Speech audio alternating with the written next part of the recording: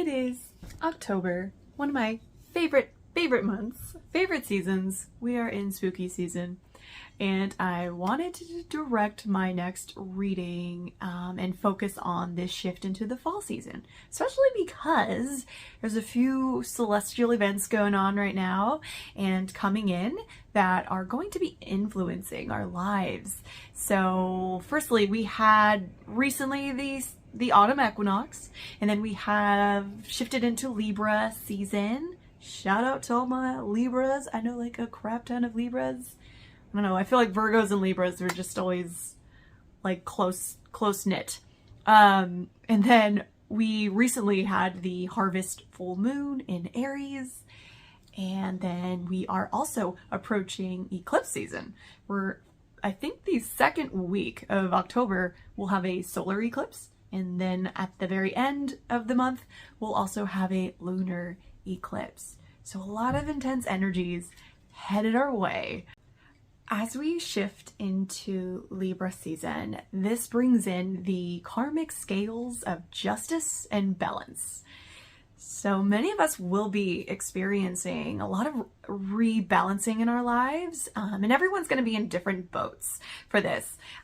There may be disruptive events or challenging aspects that we're required to navigate.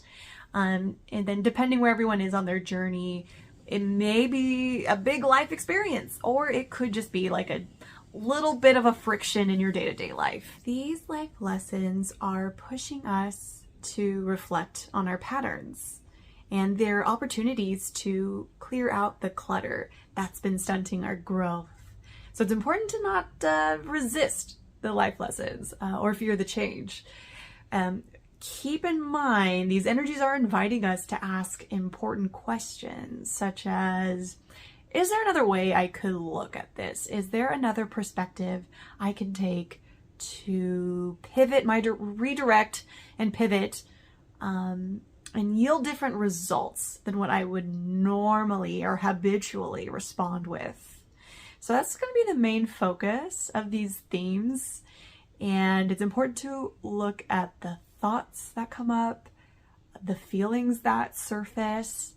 Might find yourselves in deep conversations, either with friends, family, or strangers, and notice if it reveals any deeper truth to you.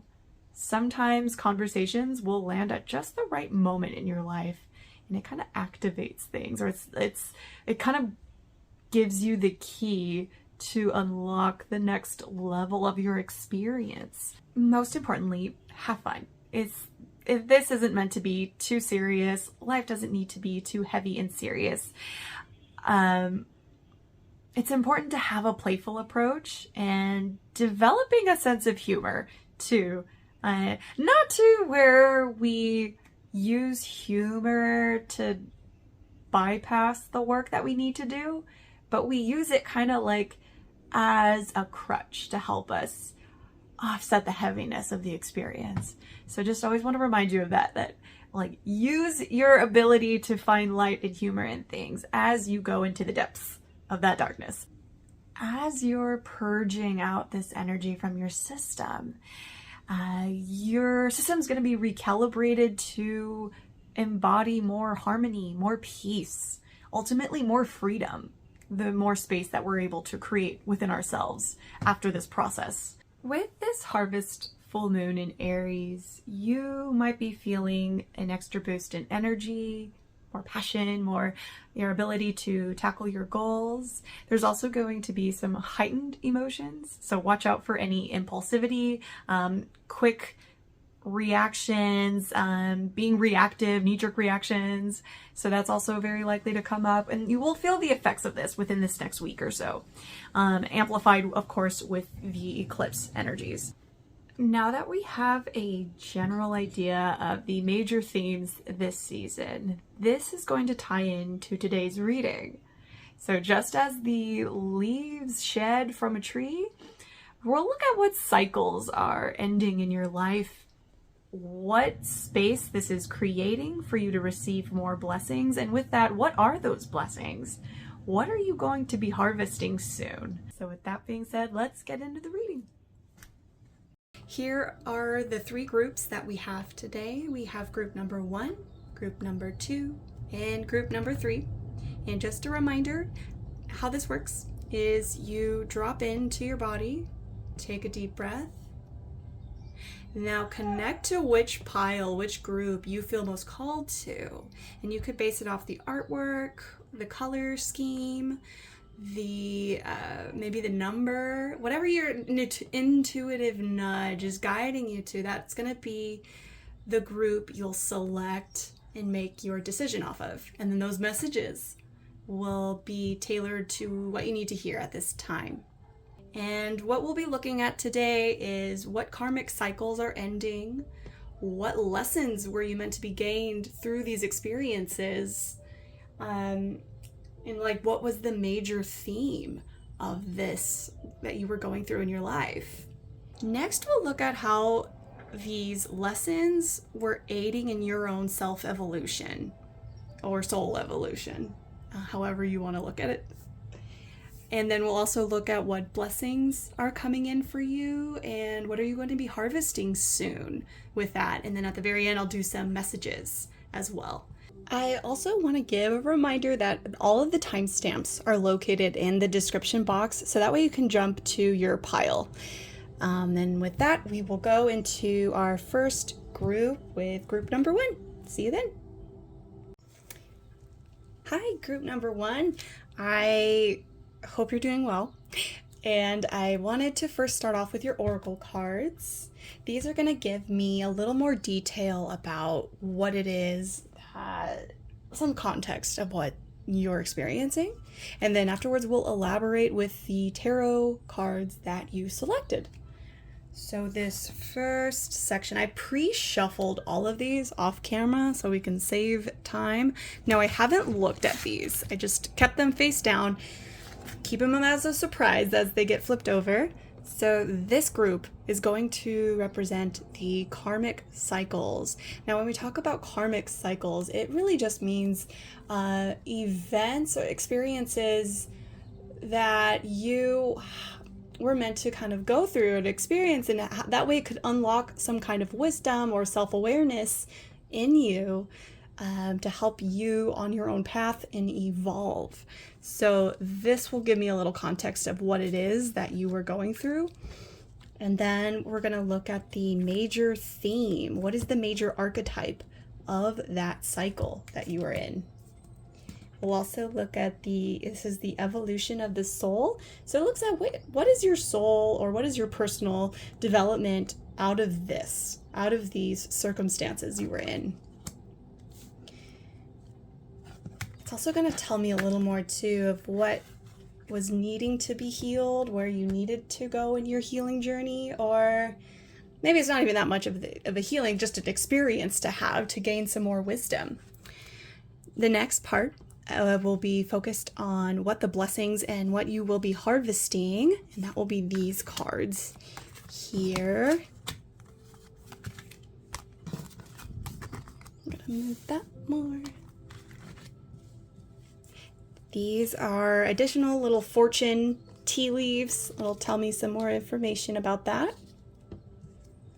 And then lastly, we'll end it with little messages, additional messages to add on there.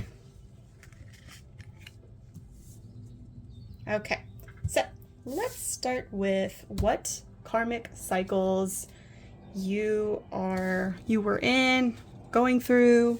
We got first quarter, picking up speed, make decisions, align actions and words, challenges, decisions, action, growth, balanced, measured, be flexible.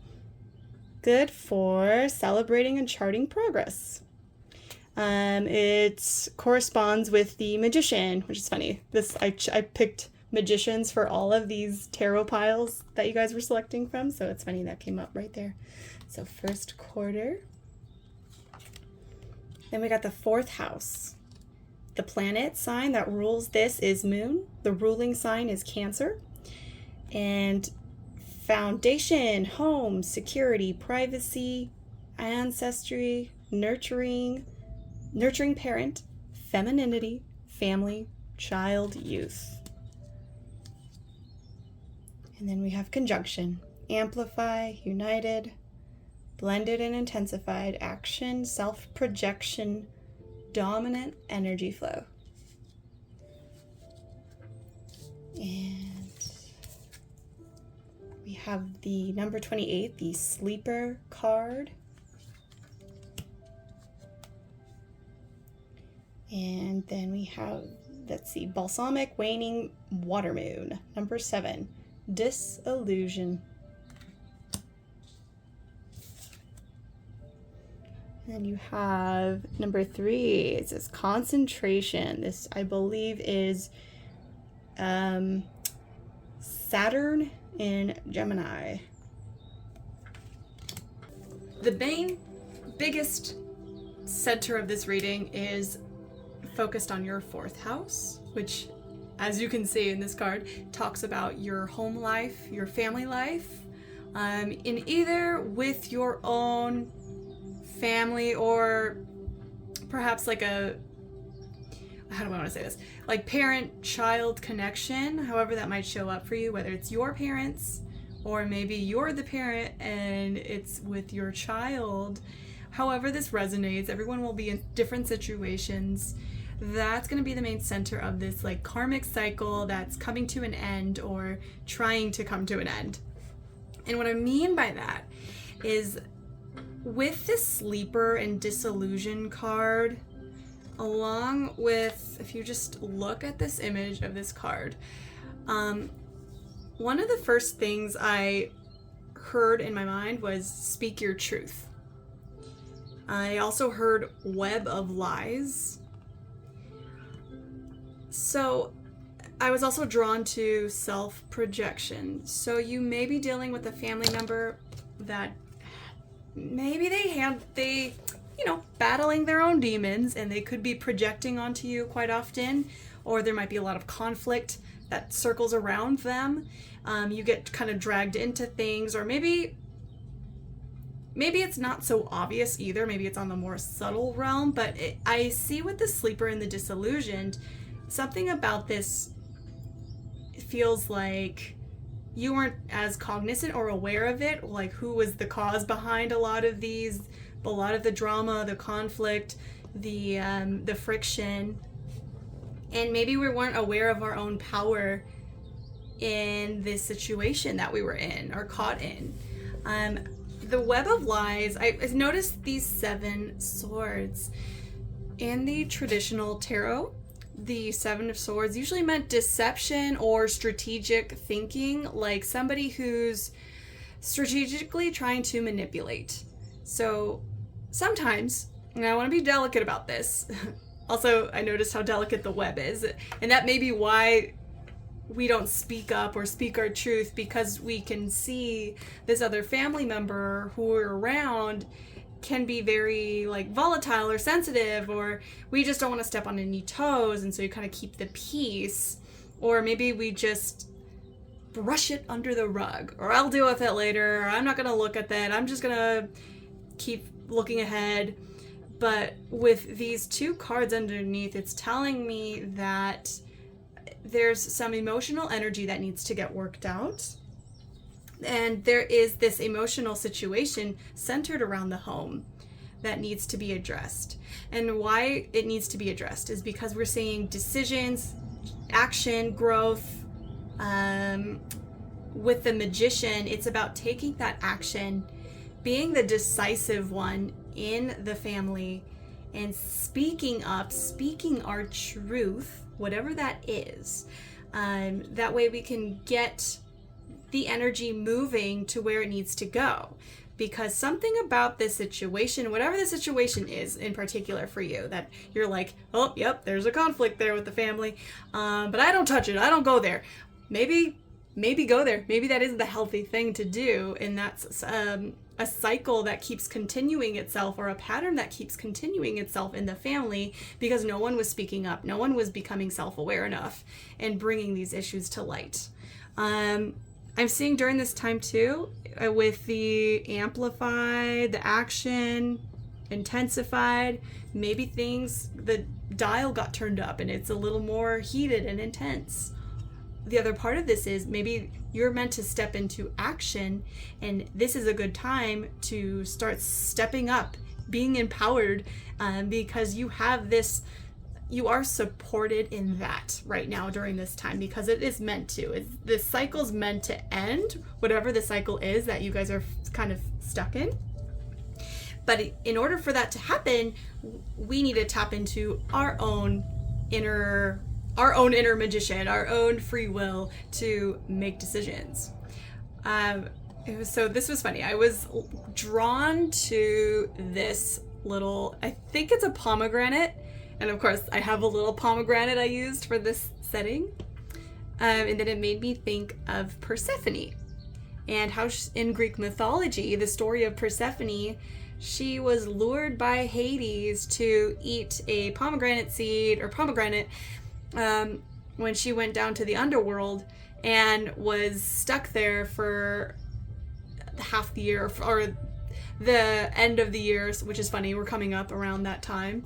And Persephone is the daughter of Demeter, who is the goddess of fall, of harvest. So when Persephone goes into the underworld, this is when Demeter's in such great grief, she no longer is producing this abundant harvest, and this is when we see the season change into winter, until her daughter returns to her in springtime, and then we get the abundance coming back. So anyways, this story I feel like has a metaphor. So there could be a mother-daughter relationship, there could be a parent-child, something in regards to that that's connected to this.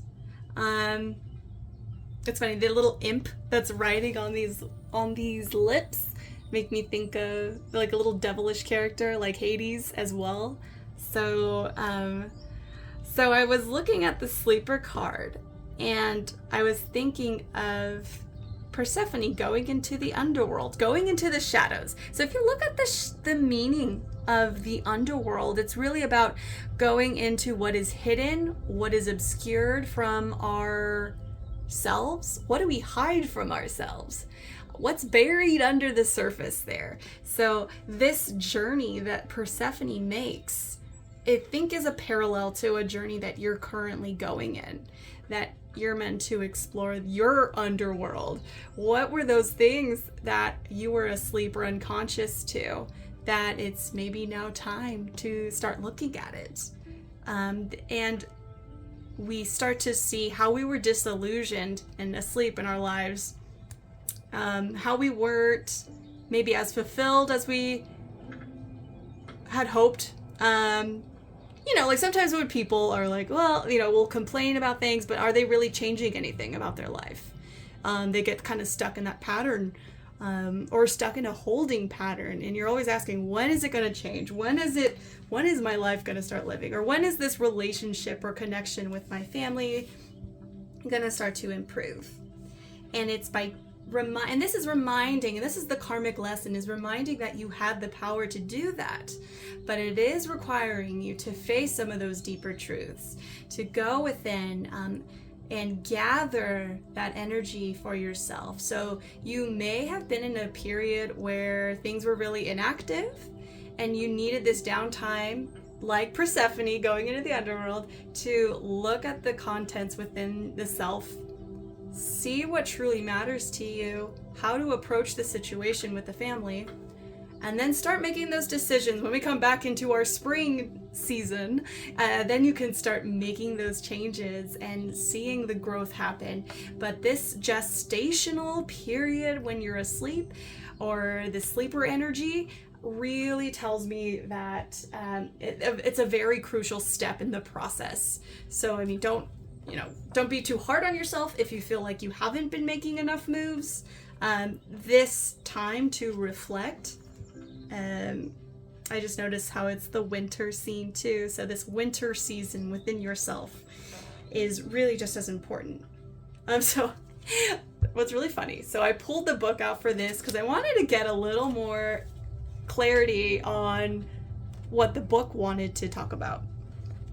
And it literally brings up the mythology of Persephone. And I would not have, just by looking at this card, I would not think about Persephone. But it says the moon and Pluto in combination in Pisces symbolize the Persephone myth abducted by Hades. He was the force to remain in the underworld for part of every year. This card indicates that intense emotional power is currently dormant, held prisoner, and waiting the appropriate time to achieve full expression. So it's requiring this stillness and quietness. That way you can tap into your own intuition, your own needs, your own fertility. The symbol of pomegranates is all about your fertility. And that could be not actual fertility. Maybe that is something someone in this pile is experiencing and that's something they're facing. But fertility could also talk about just our own tapping into our own creation. So let's see a little more what the tarot has to say about this. I want to find out, how are you meant to be healing this with this karmic cycle? Okay, see, we have the Nine of Wands, which really tells me about this burnout, exhaustion. You see the bandages, like, I'm exhausted from this situation. This war's been going on for a while. I feel beaten and overrun. But the 9 is so close to the end of a cycle too, which that was the whole point of this question, was asking what karmic cycle is about to end. So this tells me that we're very near to this end. Let's find out. The Eight of Swords, or the Eight of Axes in this deck. So this is about tuning in to your intuition. The Eight of Swords indicates a feeling or experiencing that I'm trapped. I don't see a way out of this. Every way I move, there's always some sort of blockage. But you're being reminded that you have the answers within you. And this is, you see with his sleep, her eyes are closed. She has the blindfold. There's a little fold around the eye, the little one eye peeking out. So this is meant to access your own inner wisdom at this time. Let's see, you also got the Justice card. This is literally the card of like karmic scales, karmic justice, karmic balance. So you're meant to right some sort of wrong that's been going on in this family dynamic. That's what this theme of this is why it's so important. With this is a major arcana in the tarot, which is usually a big theme that we're experiencing. And then I see the Queen of Pentacles and the Six of Pentacles. Okay, this is usually a motherly card. And so, you know how I was just saying there may have been a mother-daughter dynamic? And then I see this Six of Pentacles. So there could be something involving with finances, maybe an imbalance there. Maybe we were, either someone in the family was taking, there's been an imbalance in, it could be materially, financially. Somebody gives more than, and the other one is taking more. And there isn't a balance there. See, we see the scales in both of these. And it could also be in time and energy. So with the Pentacles, it's not just about physical material things. It could just be our time or energy. That's our currency. There may be an imbalance. It could be the mother or the daughter creating this imbalance. And this is what the Justice card wants to bring back into balance. This might mean different things for each one of you. You might know, this might be tapping onto something like, yeah, this has been going on. And that was the major theme of this lesson, is by you stepping into your power to bring this back into balance, to see another solution once you go in, because this has been an exhausting cycle back and forth. They're so cute. Look at the little tomato and the potatoes. Her tomato. Interesting. Okay. So let's find out what the main theme of this. I mean, we knew that this was balancing out the scales, getting justice for a situation. Also, I just saw this on the back of the deck, the Wheel of Fortune. So this was a very fated event that went on. And the wheel is about to turn. Now I'm thinking of Journey. The wheel in the sky keeps on turning. Okay, we have the Archetype card. You got the Flame. And I'm going to look at that real quick. Okay, so the theme of this is about getting your spark back when Stella gets her groove back. So I like that I have my little candle here and there's a flame here. And then you earlier got the little pomegranate on here. I'm like, ooh, we're coordinating. We're on brand with the themes here. So yeah, the flame is about awakening. You had that sleeper energy, but now this spark is coming back into you where it's meant to ignite conversations, ignite the spark and the fertility within you, your creation. This is also about bringing mental clarity, bringing in that health again. And that's the thing, is when we start confronting these conflicts, it's bringing back that balance. Even if it feels uncomfortable, there is a discomfort there of having the hard conversations from the people we have to face, because it rebalances the connection and what needed to be done, no matter how it plays out. Again, I don't want to have the assumption be like, well, whether it repaired a connection or not, a relationship or not, you speaking your truth is what brings the balance. And let life or the universe bring what needs to be called in for you, because you chose to be in alignment with what it is that you've been wanting to speak about. And that's how you karmically bring things back into balance. Don't get hung up on the outcome of what that's supposed to look like. I don't know why that message felt like it was needed to be said. So yeah, if you've been feeling like that sleeper holding pattern lately, this is gonna bring that spark back into you. Also, maybe just got a tip about lighting a candle, maybe with your manifestations or in your own healing journey, lighting a candle and reflecting and praying, that might help a little bit.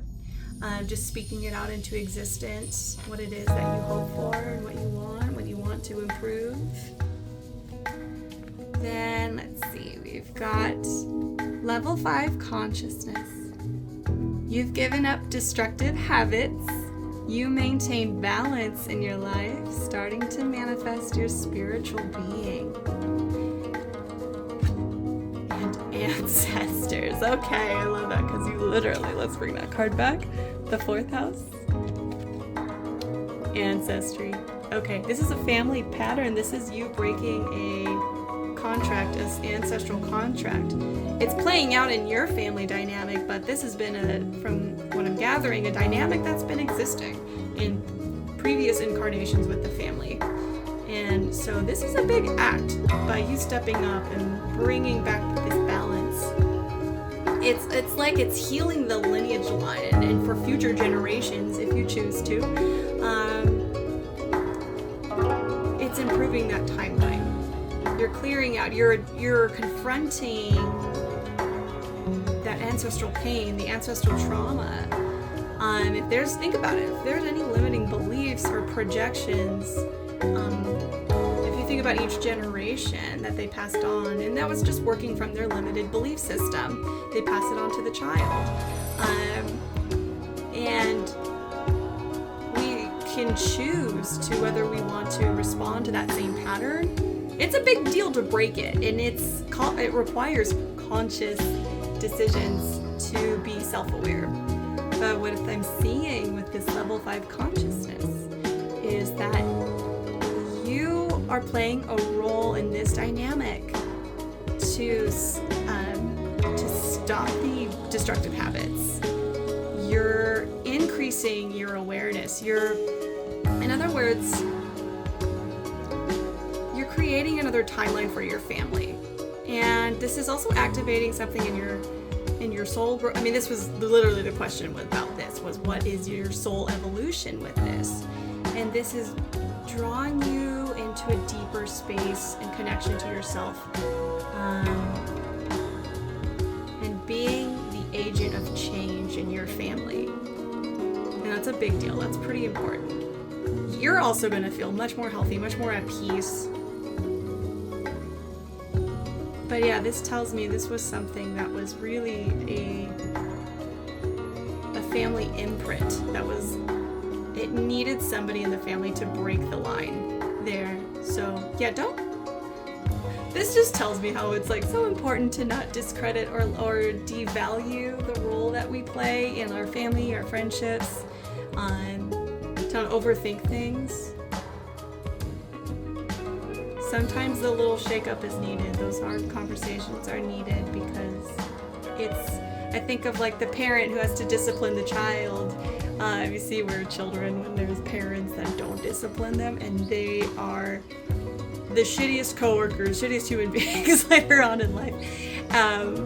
But we know that discipline is love. Self-discipline is love.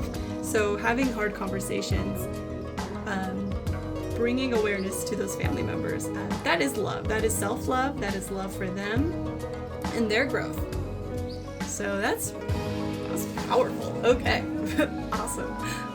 Let's now move on to what blessings are coming in now that you've created the space, from breaking free from that family contract.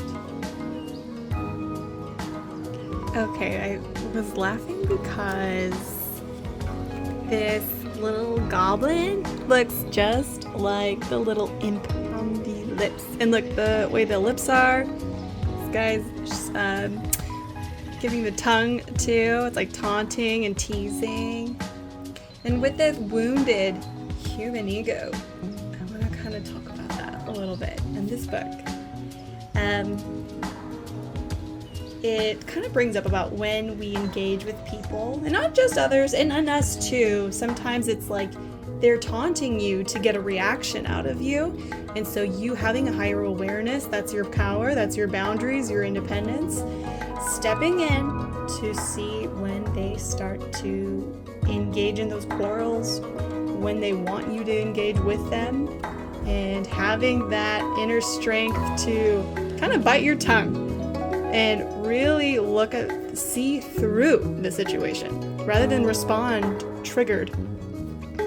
In this it says, now is the time for self-evaluation and taking inventory before you take another step. The goblin represents the wounded ego and its influence. Dark repressed areas of the psyche get triggered, either in you or warning you of a dynamic between you and someone else. Do nothing. Stay still. Send loving energies to yourself and others. Remember the divine connection in all things. The goblin will disappear and lose power when you focus on love and fairness. And the word fairness coming back into play. And why this has been a lesson for you, because that's what it was activating, was this inner power and strength. This was the skill set that you're going to be needing for the next set of experiences of your life, because it looks like there are opportunities coming in. That's really exciting. We see this door, but in order to come and open this door, it was like that friction that was playing a part in the family drama. It was creating and activating something in you to respond to it. Eris is a card about discord, and it kind of looks like the Eight of Swords card I was showing you earlier, where she looks trapped. I'm also getting Persephone vibes. I don't know, just looking at it. So it was like you having to go into the psyche, just like this card says, going into the repressed areas of the psyche that are triggered, and looking at what it was. With the dragon card, the dragon symbolizes true power and reminds you that this infinite source is not found within your personality or ego. true power resides deep within your soul, so call on the dragon's spiritual power and strength, and you will find a vast resource to strengthen your resolve through morality, integrity, and purpose. So you may have spirit animals too, like a cat or a dragon. If you feel drawn to any of these two, that could be a sign. Maybe you're drawn to lobsters, or maybe you'll see a fun what do you call it, meme with those things when you go online. That always happens to me. I'll go on a reading and then later on I'll see it validated in like a ad or Instagram or Facebook.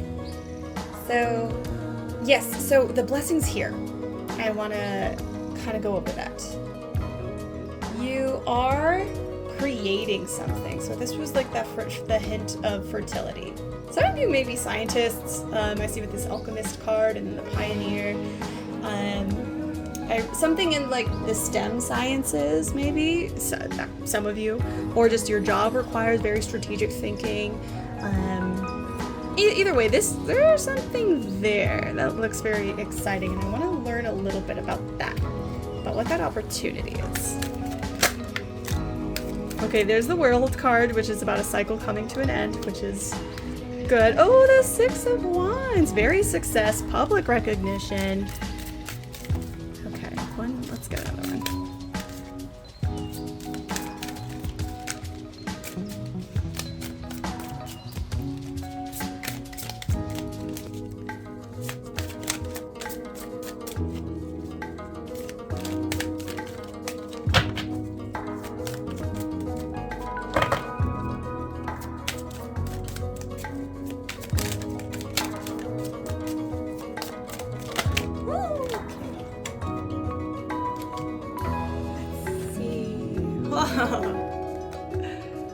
Oh boy, the Beast and the Hierophant. This is like the Devil and the Priest. Interesting.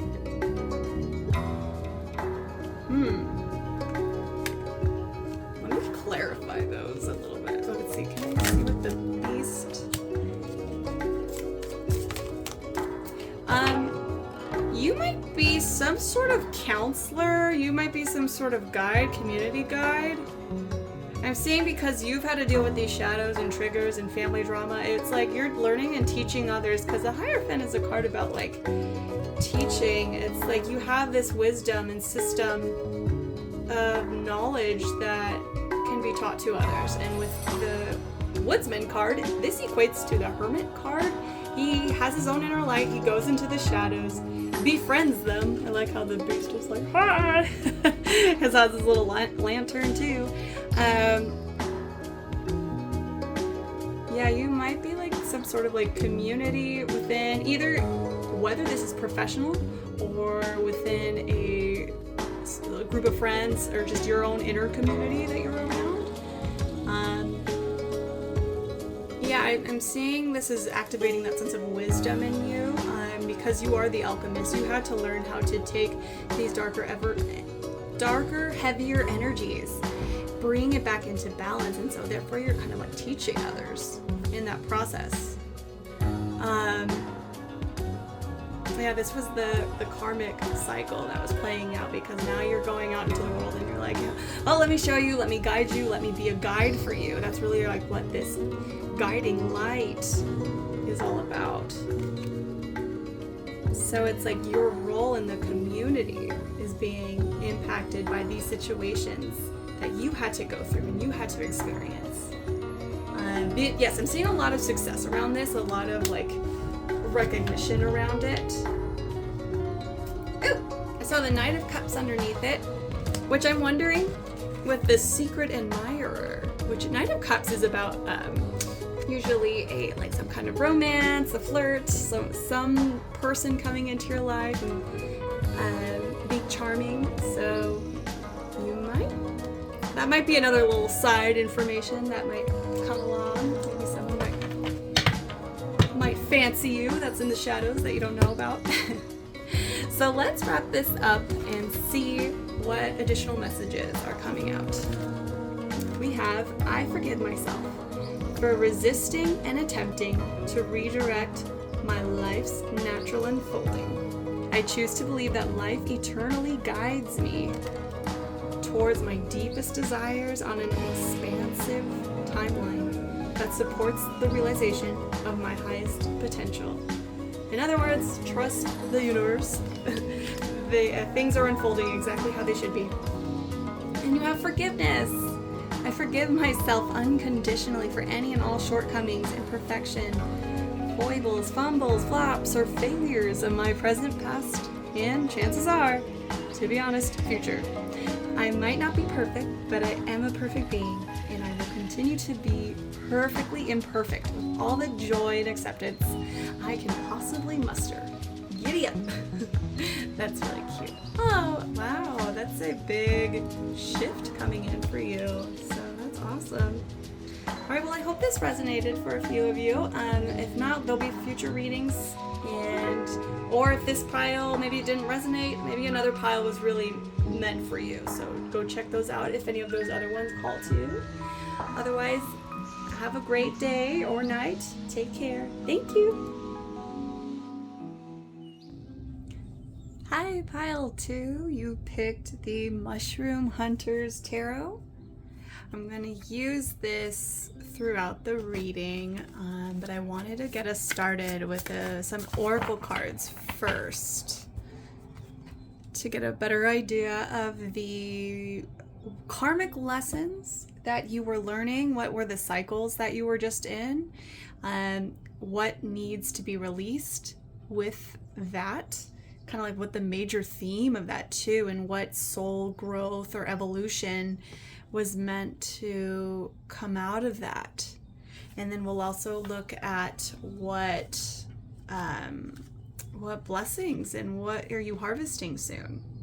So I set aside some cards. I had pre-shuffled these cards from different decks. That way it won't take as much time.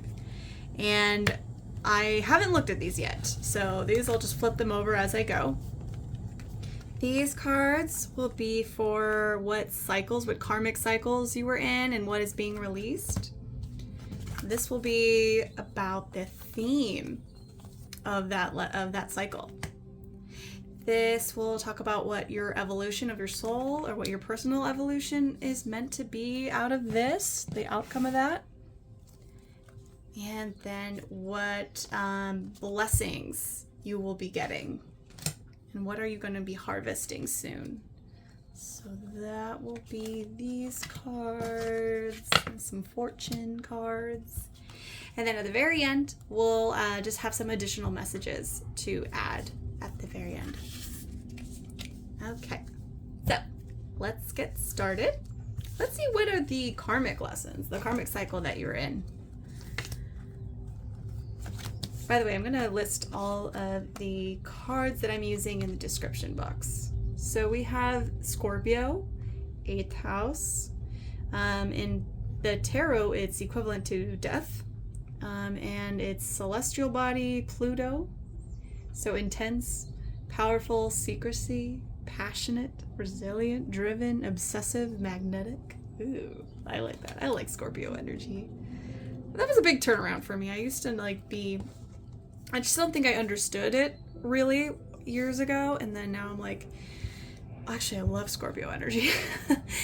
Okay, now with the planets, you have the Sun card, which rules Leo. Phrase is I am. Transit signs, monthlies. This is in regards to the self, personality, self-expression, vitality, ego / pride, energy, masculinity / father. And then you have the waning crescent, the surrender. Release control of the universe, assess your values, shine inward, rest, relax, recuperate, allowing good for deep breathing, self-care, compassion, reconnect with self. The tarot card equivalent to this would be the Hermit. Okay, and then let's see, you got Instinct. This is the waxing water moon crescent. And Gaia.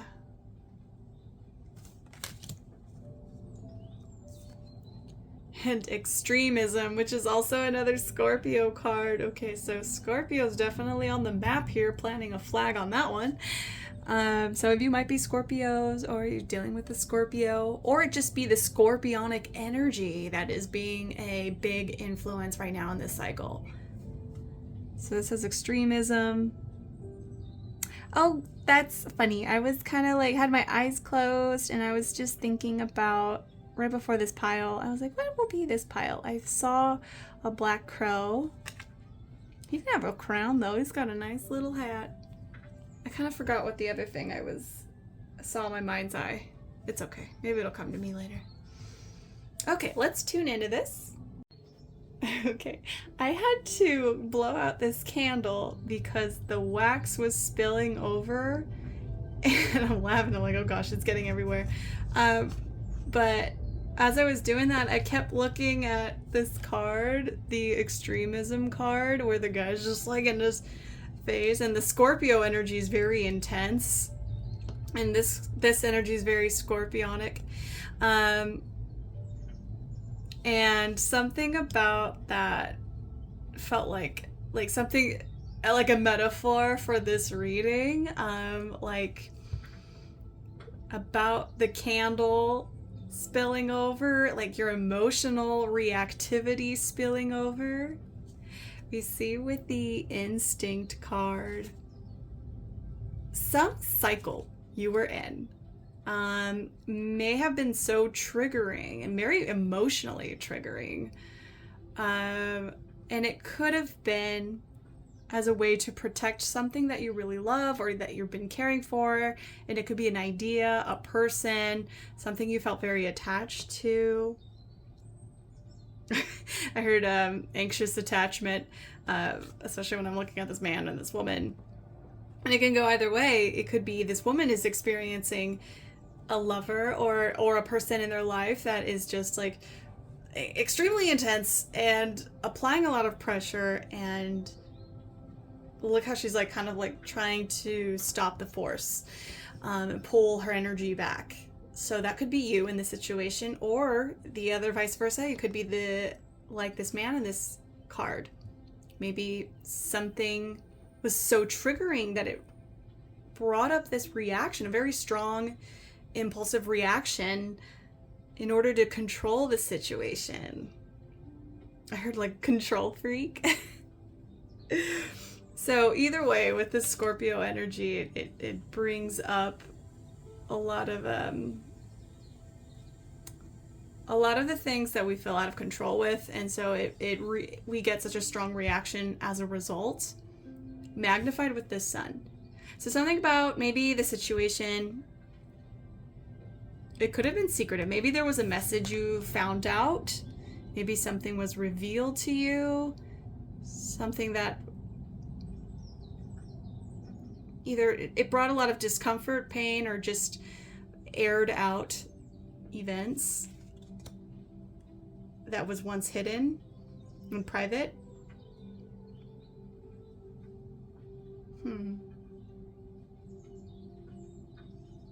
I feel like you're a person who either has a very magnetic personality and maybe very direct, very persuasive. Some of you could be researchers, writers, journalists, crime investigators. I'm thinking of those professions for a little bit. But really the main thing of what this karmic cycle that you're in, it had to deal with communication and the intensity of that communication. Some sort of news that came up. And it was very triggering for you. It was very, I see like a very volatile reaction, like some sort of verbal outburst that could have happened, a situation that could have gone down that brought up this verbal outburst. I want to read the Gaia card real quick to see what that says. It says, drawing the goddess Gaia reveals that you will go to extremes to protect that which is precious to you. She shows that something you have produced is unacceptable to others, and you may have to take drastic steps in order to protect that which you have created. Eventually, out of the extreme nature of your response will come some good. The nature of air in Libra is to weigh the pros and cons of each situation in order to be sure that the eventual decision made is the correct one. If the Gaia card is selected, October will be an important month with regard to the question. And we're in October, so this is the cycle that's coming to an end. Maybe this is something you've been dealing with. Let me pull out more from the tarot to see what the situation is. Why is there such a strong reaction? What is this about?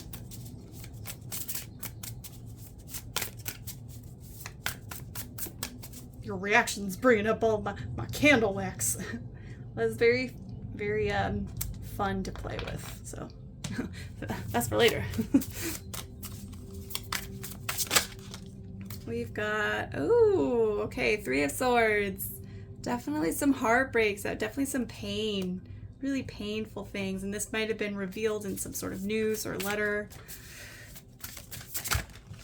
Then we've got, let's see, what is that? The 6 of Pentacles? I'll double check.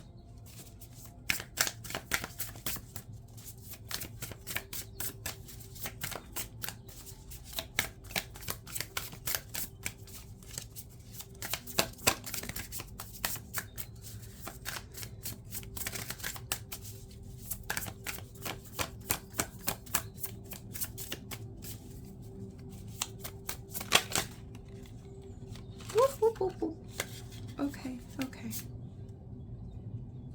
Well, yeah. Okay. Yeah, this is why the Scorpio energy, it's very heavy, very intense. You got the 10 of Swords as well. Well, there's a lot of red. I'm seeing like the red here, red. This kind of looks like the pomegranate seeds. Okay, and then you got 2 of Swords. This is like some sort of big event that pushed you and to go within and go in touch with your inner resources. I'm seeing the moon because it's kind of like what's hidden.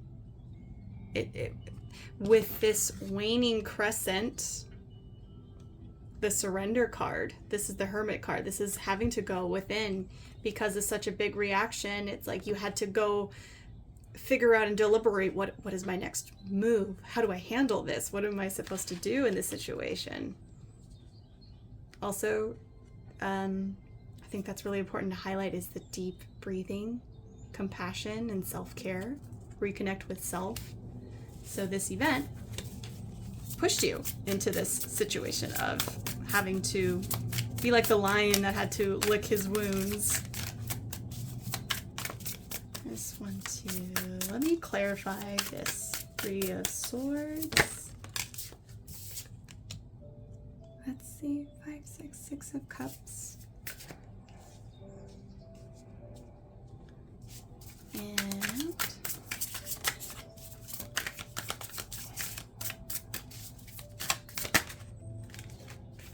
King of Cups. 10 of Swords.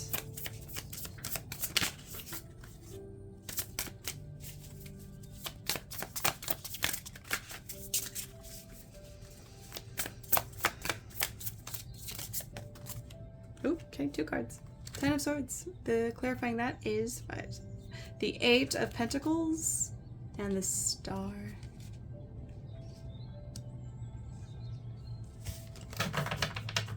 Two of Swords. Okay, all right, fine. Ooh, wow, the World. You're ending the cycle, and then Ace of Cups. Ooh, that's beautiful. Okay. The bigger energies I'm seeing from this karmic cycle that's coming to an end, and we're seeing the end coming near because we have the 10 of Swords, which is a really painful lesson, a lesson of like betrayal, of loss, maybe some deception, And you have the World card. You also that's the end of the major arcana. So with the Three of Swords leading this reading, it tells me that there was some heavy grief associated with this ending. The Six of Cups is usually a card about nostalgia, or maybe there were some past patterns too contributing to this ending, to this heartbreak. Could have been with a loved one, could have been with past relationships. So this was a big hit. But what it did do is there was some level we see with the Six of Pentacles, and then with the King of Cups underneath that, it brought back some emotional stability. Maybe it was like a very humbling experience to have to go through. But because of that, there was some emotional maturity that came out of that, came through that experience in order to bring things back into balance. So with our Six of Pentacles, I think it really brought in some sort of compassion, maybe self-compassion or compassion for others, some kind of generosity and giving, like the way he's holding this cup to give. It looks so sad too. So it could have been too that maybe there was a cup you had to give to somebody, but it was denied or rejected, and that cup could be either through a relationship, a offering, or friendship connection. Could have been a business opportunity, a product that you were trying to put out, an idea that you were trying to put out, and not going as smoothly as you had hoped. But I'm really getting with this not to give up, because something about that genuineness is coming through and is going to play a part in why you got the Gaia card, when she was basically going to be the judge of the matter, like, and she kind of representing that the universe or Earth, how this was going to be playing out, and kind of having it turn around in your favor. But we are seeing the Ten of Swords. So whatever this was, maybe not exactly how you had hoped it to turn out, but it's putting you in a position of inner mastery. So this could have been in regards to work, because Pentacles can talk about work and a skill set, and you've been working and working away, but maybe something came to a heavy ending. Or maybe this is more inner emotional work, because the reason why I'm thinking that, because you got the Surrender card about connecting with the self, reconnecting with the self, and having to go within, because we saw that with the Two of Swords. And maybe there's some hidden treasures underneath the ground there that you are yet to uncover with this emotional maturity, with this self, really taking that time to do self-inventory. And there's this card, the Star card, which is a Star of Hope, card of hope. It's really beautiful. There's blessings that are coming in and waiting for you. It's almost like it was just underground and you couldn't see it yet. You couldn't see that this was going to be the fertilizer for the growth that's about to come into your life. Because the growth is major. It is epic. Oh my gosh. So the Two of Swords is about kind of making really difficult decision. And it could be just how you want to move forward, maybe cutting things off with something, maybe departing with an idea that your ego had really held on to. But ultimately, when you went within, you realized that is not where I need to be right now. Maybe I need to go in this direction. I'm seeing these mushrooms, which look like the bioluminescence, so something like it is illuminating itself for you. But through those actions that you're taking, and having this downtime to do that, is firstly, within yourself, you're creating more self-love, which we have that with the Ace of Cups. And you're seeing this overfilled basket. So it's kind of like this self-love, this transitional love that you're giving yourself is going to spill out, just like our candle, it's spilling out. It's gonna overflow. So there seems to be some promise here, with, as long as you kind of answer the call and go within, taking that time to parse out what needs to be parsed out. There's some beautiful harvest coming in. I mean, look at the world. It's all connected here. So that's another big thing, is like lean on your community, lean on your support system. If you have a dog, lean on the dog as emotional support, and hang in there, because there, again, that's kind of like, it's the fertilizer that's coming in for future growth, and it's such an expansive growth, but maybe that growth wasn't necessarily going to hit full bloom and at this stage until you had undergone this process, this intense process. So that's gorgeous. I love that. It's like, even just looking at these cards, you could see how like the interconnection there, everything is connected. So all of these experiences are connected to the other experiences that you are bringing in, and to kind of keep the faith, don't lose hope. The situation may seem hard, but it is leading to bigger things. Okay, so let's see what the major theme of this cycle represented and what you are releasing through this process. So you got the gem. Oh, okay. I put it away. No. It reminds me of the little dog with the pentacles underneath the ground, and how I was saying it's kind of like obscured and you can't see it. So it's like, sifting through the weeds, and you're going to stumble upon this inner treasure that is there. I always think of I'm having a picture of the Super Mario, or I guess any game really, but Mario comes to mind. And maybe when you move around in the map and then you go down a certain pathway, but you uncover the next star in a, you wouldn't have covered it unless you went through all these different levels to get there. That's probably a poor example, a poor explanation. But that's what I think of the situation. It is uncovering some kind of gem, some kind of hidden treasure. And then let's see with your soul evolution with that. You have breakthroughs. Okay, that's why the Two of Swords came in. You're going to have a big, powerful breakthrough. Having mystical and Satori experiences. Allowing your magic to create in life. True self begins to emerge. Look at all those flowers. She's walking down. She's sassy. She's owning it. And then we have breaking contract. Wow. Look at that. We have breaking contract. So it could be a contract with somebody else. This could be legal matters. This could be work, or maybe just a contract with somebody else, a relationship. It says, contract stopped serving your growth, freeing yourself from a soul contract, altering your divine blueprint. Wow. Okay, so with this gem, that's like the diamond, the gold, the inner treasure.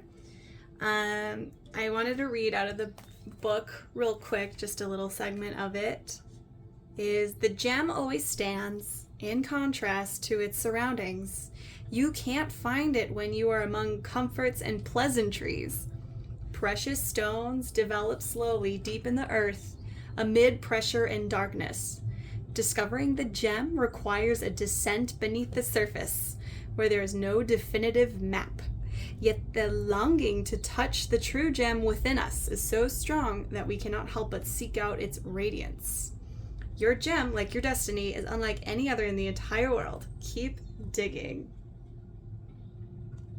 With that Scorpio energy and the sun energy, I did feel like your personality or your inner light is very magnetic and attractive, and it's meant to be used in a certain context, but maybe the context you were in didn't allow you to flourish. And maybe it's possible you're coming to terms with that, or you haven't yet seen that yet. Maybe we're still experiencing the grief of the loss of what that was. But know that grief and that loss is because it's breaking and it's burning that contract that you had. And in this world, when we talk about like contracts, it's everybody makes a contract with each other, even if it's metaphorical too. When you engage with a connection with a person, when you work for somebody else, or go get together, getting in a hobby with somebody else, or just other people that are involved, those, in a metaphor sense, are contracts that you create with these people. So, you know, I see breaking contract, breakthrough. So once you move through the proper channels and the stages of your processing, this is going to lift you up into an elevated space. Because you have such a unique inner treasure and an inner light. So if the situation that you were in or you were coming out of maybe didn't appreciate you, or maybe they weren't going to give you the needs that you deeply needed. And that's a hard thing for us to see, for our small personality selves, is to see what's good for us, because sometimes we'll think we want something, but it's like life had a better plan for us, a bigger plan for us, and that we can get us on another path to be like, no, this is going to be a much better deal later down the road. As we saw with the Ace of Cups and the World card, all of those mushrooms, the basket that's overflowing, it was like, that's what's waiting for you. And that's why this was a necessary cycle to experience. And the wisdom that came out of it, the emotional maturity that came out of it. And you now have the foresight to see and look through the layers. Yeah, that's awesome. I want to see what blessings you're going to come into next.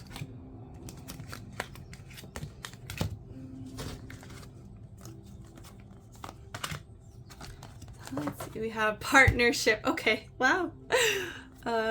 Beauty, the butterfly. Oh, the cat. Speaking of cat, my cat's hitting the door again because she wants to be let in. She's a reminder. So this says independence, healthy boundaries. Oh, the last group got this card. Hi, kitty. There's the cat. So, here comes the blessings. Let's see. Ooh, healer. Passion to serve others. Repairing body, mind, and spirit. Ability to help transform pain into healing. Bully. Highlights your tendency to intimidate others.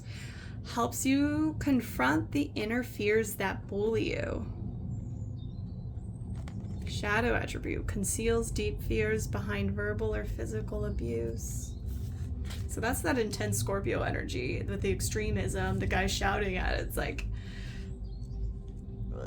kind of a toxic energy that we're stepping away from and healing from. Let's see, Luna, Moth, Goddess. Oh, she's even got little mushrooms. That corresponds with your deck here. I just let you in and out, this cat. Oh my goodness. Okay, let's see. You got the Ram, a stubborn, aggressive person. It's just funny, I'm sorry. Just because it's like the extremism and the stubborn, the bully. Scissors, disappointment in some affair. Carrot, opportunity or windfall.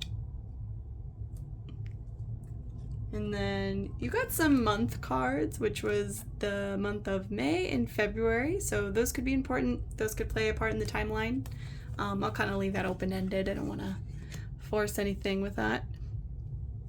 This card was a kind of a bonus card. I didn't mean to grab it, but it fell out. So you got Lion, time to act. So I'll put the bonus card over here.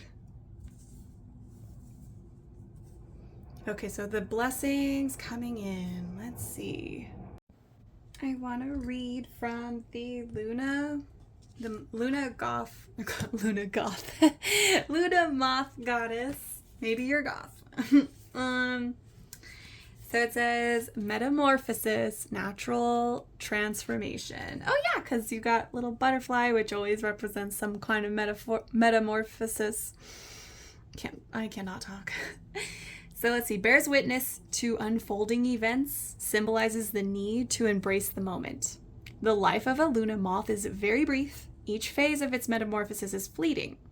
Drawing this card reminds you that the only reality is right now, and to find joy and bliss in every moment you can.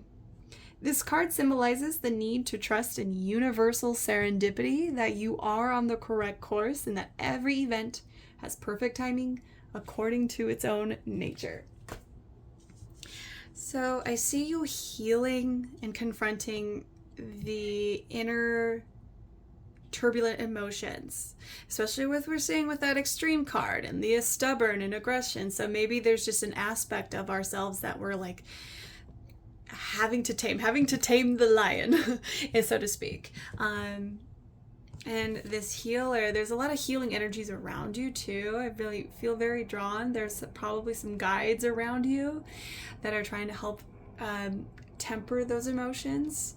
Because it was a big experience. I don't want to minimize that. You know, we did get the scissors card. It's disappointment in some affair.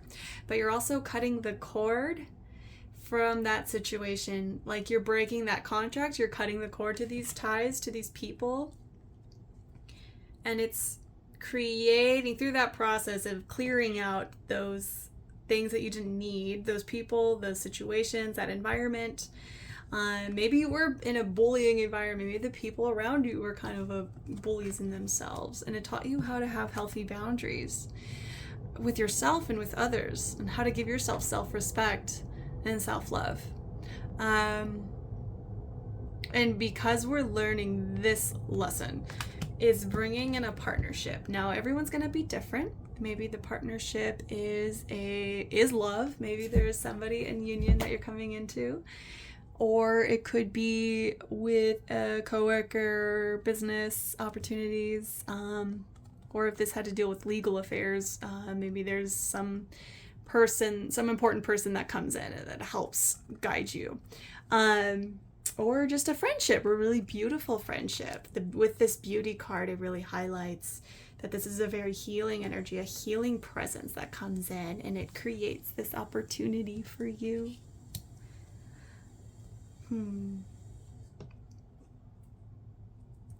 Let's see a little bit about these blessings that are coming in. Oh my gosh, that's a lot. Do I want to just go for these? No, I don't feel it. I just feel like it all fell out. Okay. What are the blessings that you're coming into?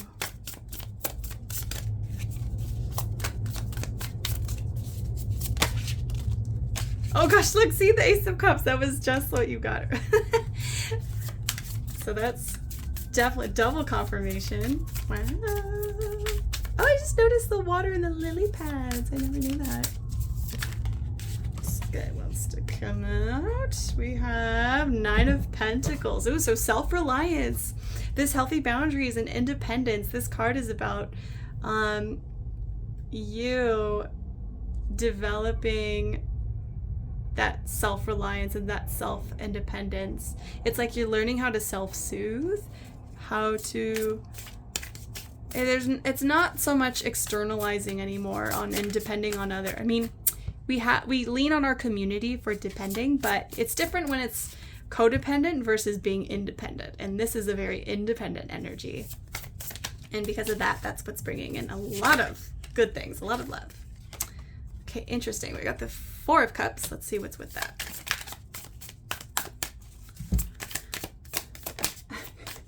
What?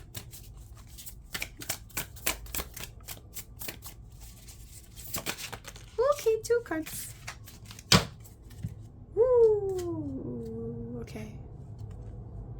I want to clarify these. These are, I'm like, interesting. How is this playing a part? I do see work involved, or maybe collaboration involved, because with the 5 of Swords there's some kind of like conflict, and then the 4 of Cups, it's like some sort of discontent and boredom there. Okay, let's clarify this.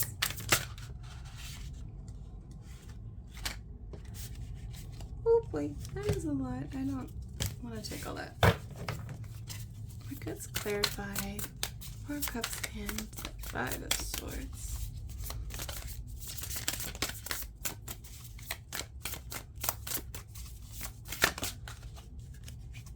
Knight of Swords.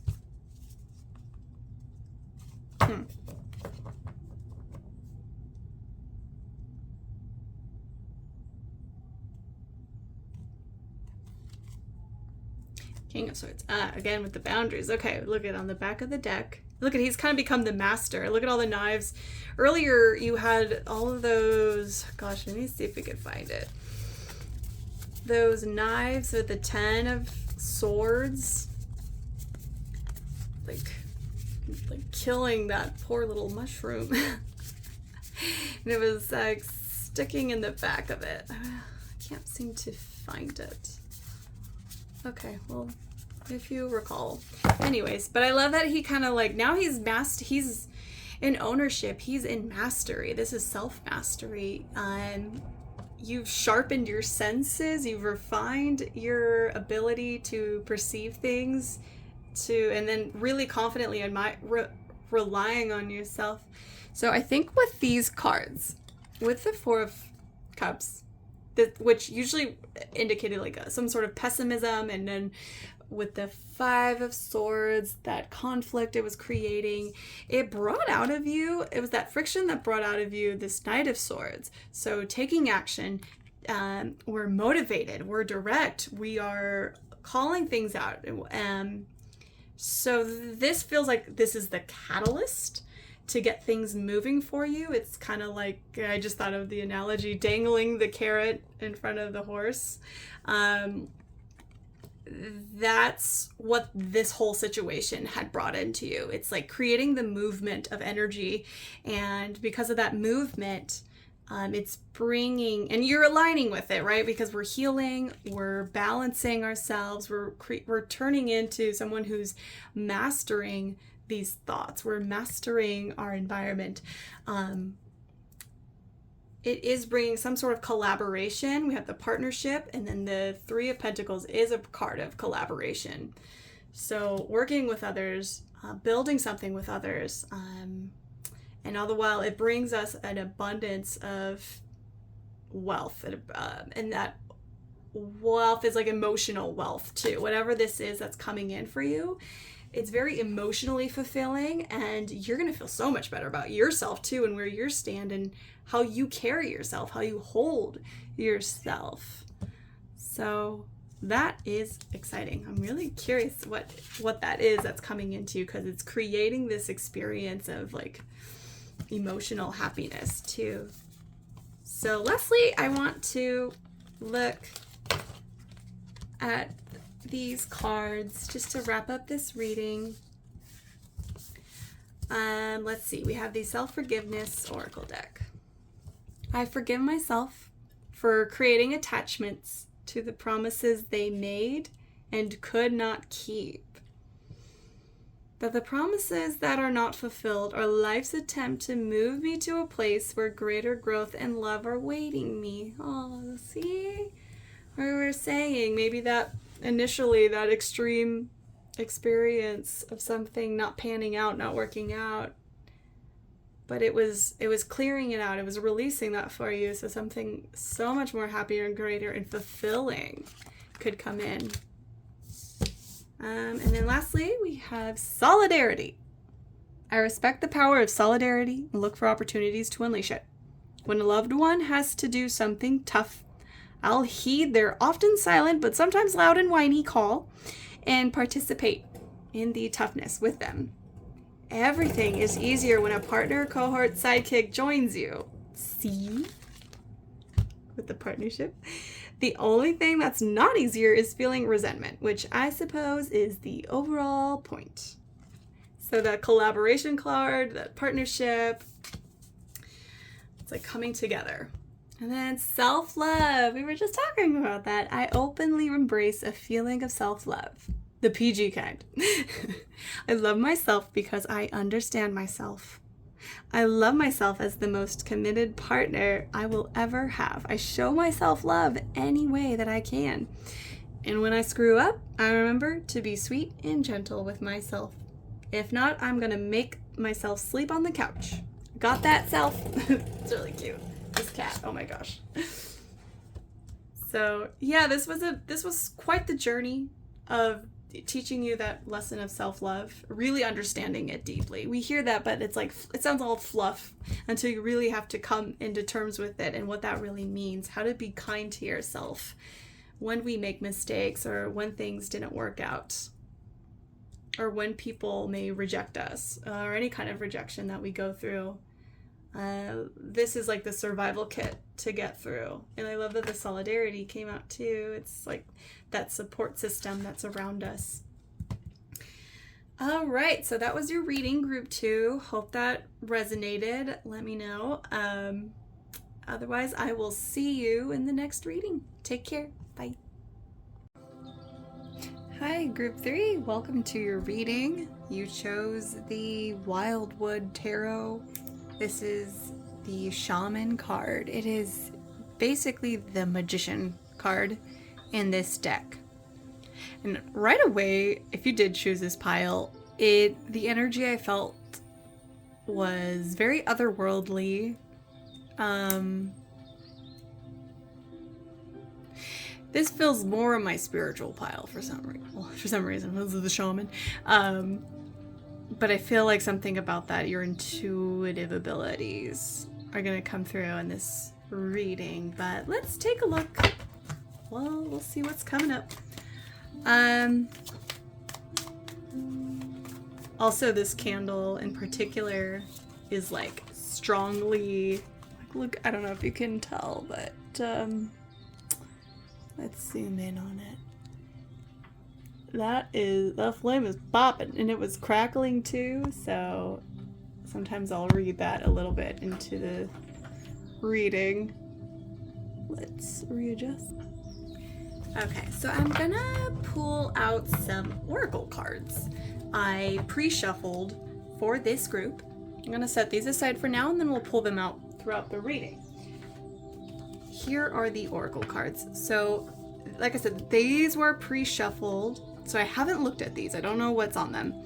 As we go through, we'll figure out what this reading is going to be about for your life. So first, we are asking the question, what karmic cycles are ending and what's being released to make more space in your life? And these are going to be the cards related to that topic. Then we're going to find out what the major theme of that cycle was. What is the archetype of that?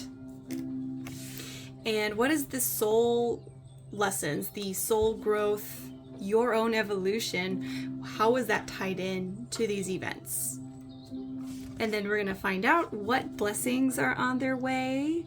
What are you ready to harvest? And then a few little fortune cards. And then to tie up the reading, we're going to have additional messages. So let's start with what karmic cycles are ending and what is being released. So this is going to give me a little more context.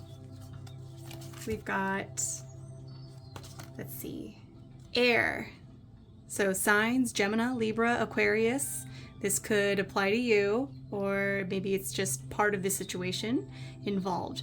It says intelligent, articulate, fair-minded, personality trait, objective, clear, detached, adaptable, relational, thinker. Capricorn equates to the devil card in the tarot, celestial body Saturn. It is principled, patient, strategic, structured, ambitious, prestigious, materialistic. We have waning gibbous, the calm after the storm. Gratitude, sharing appreciation, transformation. Good for meditation, internal reflection, assessment, evaluation, giving back, transmutation, surrender.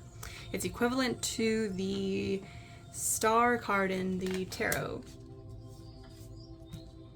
And we have the Moon card, the High Priestess. That's so funny because you got what I was saying with the Shaman card, so it's equivalent to the High Priestess. I feel rules Cancer sign.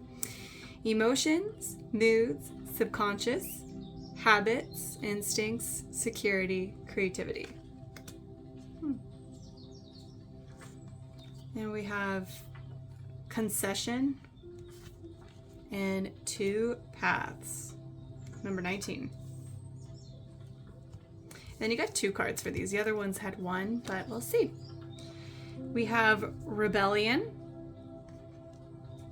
This is Mars in Aquarius. And egotism. This is also Mars in Leo. Okay. At the heart of this, I do see with this 2 paths card, it seems like right now the karmic cycle that's coming to an end or that you've been experiencing is having an important decision to make about what direction you want to go in. Because right now it feels like we're at a standstill. But it's not the kind of standstill where we're bored, we're not really wanting to make any effort. With this horse and the movement of this horse, I can really feel this like heightened emotion, this heightened wave of energy that is guiding it, that wants to move in a direction. But with this concession card right next to it, it talks about having to wait. You know, there's a desire to get into action on a project or some creative enterprise, but there are delays, and maybe right now is not a good time, and kind of forced to sit back and having to open your mind to other possibilities. You might have to be recalibrating and adjusting to new circumstances. And this really feels like a big mental energy. We have the Capricorn and the air card. Actually, we have a couple air signs going on. First of all, this, if you notice, it says waning air moon. Right above it was the air card. Gemini, Libra, Aquarius is very much in the mental realm, mental mind. And then with the rebellion card, this is Mars in Aquarius, and Aquarius also an air sign. So very heavy air placements, and a lot of like methodical, strategic thinking, having to really strategize and how we want to approach, how to be disciplined about it. With Capricorn, is somebody who is very hardworking, who really likes to look at the facts, try to weigh the pros and cons of a situation and deal with it from a more mental, physical plane. Now, what's interesting is we also have the moon here, which is the high priestess. I feel these are kind of 2 competing energies. However, they're meant to be working together. In other words, this is kind of like the masculine energy and the feminine energy. We need both in order to make the decision, in order to steer us in the right direction. It looks like what's causing this friction, or what's bringing in this conflict. There seems to be some kind of battle of the minds here. I also heard in my mind a sharpening of the senses. And with this rebellion, it could be about maybe there's some kind of discontent with authority figure. It could be in the workplace, or just somebody else that's around you in whatever situation you're in, that maybe they are higher up in terms of I'll just use the example of work. Maybe somebody like a higher up at work that you're dealing with, and maybe way they respond to you and your ideas is like, well, that's great, but we always do it this way, or they just don't really encourage your ideas and see a vision. And so there's this, you see this man pointing his dagger at him, trying to poke holes in those logics. But especially with the Aquarians see things from such a unique perspective and have such a unique approach. So they're always worth listening to, but sometimes, if we have an established place, people can become dogmatic with their rules and structure, even when it doesn't even serve them anymore, or it's time to take a relook. But this dogmatic way of thinking seems to be causing some sort of friction with you. And then this egotism card. So this could be being about a leader. There could be some competitiveness in this field too. This is where I kind of go I want to divert in different ways. It could be that someone you're up against is displaying this kind of behavior, this egotistical behavior, or maybe this is an aspect of ourselves that we need to be exploring. And these cards are coming up to look within ourselves to see drawing our attention to our current behavior. So it may not even be another external person. This could be an internal mindset that we have. For example, maybe an egotistical. I know people always think I don't think I'm the best or hotshot. Ego could be even self-deprecating. There's a scale, a spectrum. You could be on the end of that type that thinks they're the only ones with good ideas. They're the only ones who know how to handle things and nobody else does. Nobody does it better than them. Or you could be on the other end that you don't think that you're worthy of thinking that way or worthy of making any kind of high opinion, high value suggestion, or that you can take into leadership. So it really depends each person where you're at on that scale. So there could be some competitiveness, trying to be the leader, showy behavior, maybe some bullying involved too, even if it's just light verbal, passive aggressive comments that are being made. And with the moon card, we're seeing this right above it, really shows us and illuminates those parts of our psyche, and to explore those spaces. With waning gibbous, we see the calm after the storm, gratitude, sharing, appreciation, transformation, good for meditation, internal reflection. So there's a call to go within, to quiet the mind. This way we can really sort out the contents, because we are going to need the strategizing mental abilities. But if we're approaching that from a place of egotism, of that competitiveness of I have to win, or I have to, what's right for me, it's really important of where it's being pulled from. So we want to look at those triggers that are coming up. And that's what the moon cards invites us into, is look at the subconscious habits, the way we're approaching a situation, how we want to handle it. I want to read this right here for rebellion. Let's see. It says, receiving this card in a reading indicates a need for a lateral approach to the question. Turn the current thinking on its head and approach it from a different angle. A drastic change of thought is needed.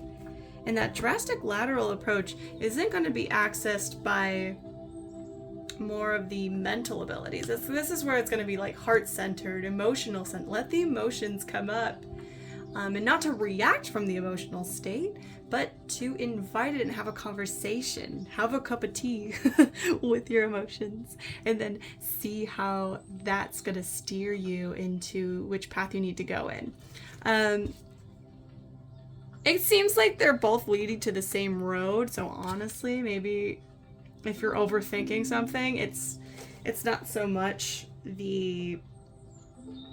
which path, but just making that choice, making a direction, and making sure, checking your energy, checking yourself, check yourself before you wreck yourself, as they say, is going to be an important part of this journey. Now I want to pull some of the tarot cards to find out a little bit more about what this cycle is, what the situation is. Let's see. Okay. Oh, okay. We have the Wanderer, which is the Fool in the tarot. The Knight of Bows, which is the Knight of Wands. Look at the fox. Look at his face. The Ancestor. Interesting. And then I'll get maybe another card.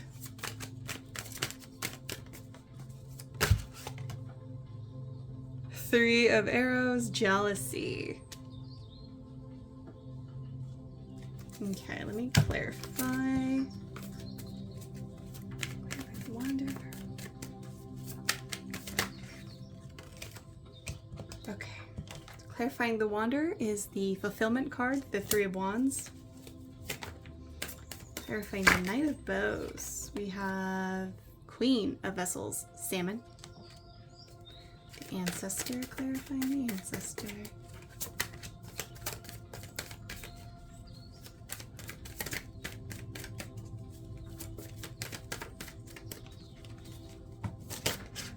Oh gosh, okay. You got the Six of Vessels, Reunion, and the Three of Arrows, Jealousy. You have Five of Stones, Endurance, and Five of Vessels, Ecstasy.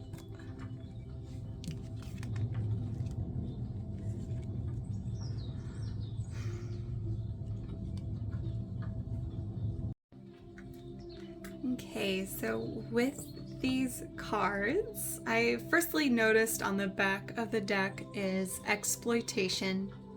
So there is a feeling of some kind of wrongdoing, manipulation, something done unjustly, or just somebody taking advantage of another person or a community of people.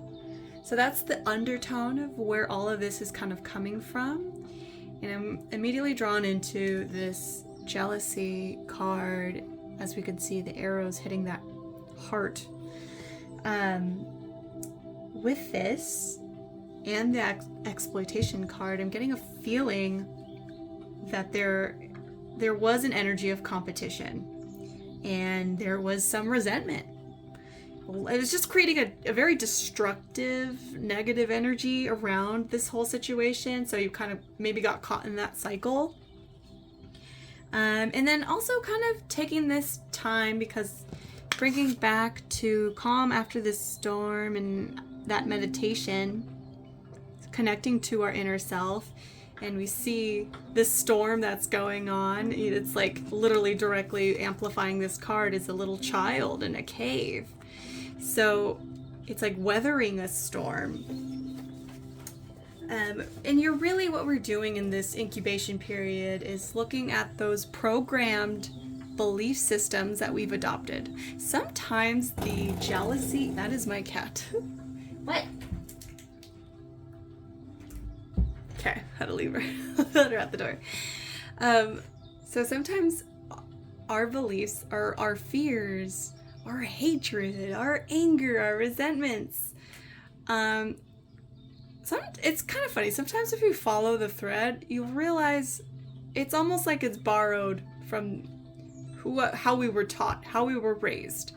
The beliefs and programming of this, we live in a society.